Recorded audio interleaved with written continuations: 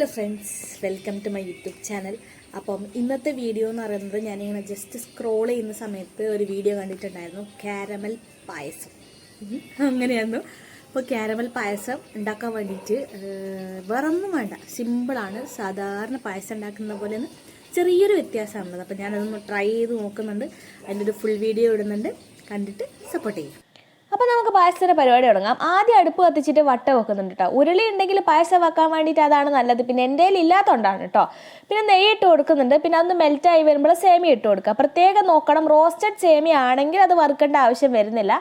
പിന്നെ നമ്മളിവിടെ റോസ്റ്റഡ് അല്ല വാങ്ങിയത്, അപ്പോൾ അതുകൊണ്ട് തന്നെ നമ്മളൊന്ന് നന്നായിട്ടത് വറുത്തെടുക്കണം. കൈ ഒഴിയാണ്ട് ഇളക്കി കൊടുക്കണം. പിന്നെ എനിക്ക് കുറച്ച് ക്ഷമ കുറവായതുകൊണ്ട് ഞാനത് പാസ് ചെയ്തിട്ടുണ്ടായിരുന്നു കേട്ടോ ആ പണി. പിന്നെ ലൈറ്റ് ബ്രൗൺ ആയി വരുമ്പോൾ അതൊന്ന് എടുത്തിട്ട് വേറൊരു പാത്രത്തിലേക്ക് മാറ്റി വെക്കുക.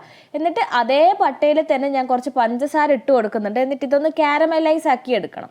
അത് ഞാൻ ദേവുവിന് കൈമാറിയിട്ടുണ്ടായിരുന്നു കേട്ടോ. അത് പറഞ്ഞതുപോലെ സെറ്റായി കിട്ടിയിരുന്നു. പക്ഷെ പിന്നീട് സംഭവിച്ചത്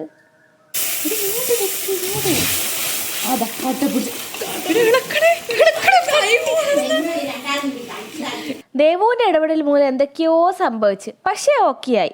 അങ്ങനെ പിന്നെ ഇട്ട് കൊടുക്കുന്നത് ഏലക്കായ ഉണ്ടോ, അതൊന്ന് ചതച്ചിട്ട് അത് കൂടെ ഇട്ട് കൊടുക്കുന്നുണ്ട്. അപ്പോൾ പാല് തിളച്ച് വന്നപ്പോൾ പിന്നെ സേമിയ ഇട്ടിട്ടുണ്ടായിരുന്നു. ഒരു 10 മിനിറ്റ് കൊണ്ട് സേമിയ വെന്തിട്ടുണ്ടായിരുന്നു കേട്ടോ.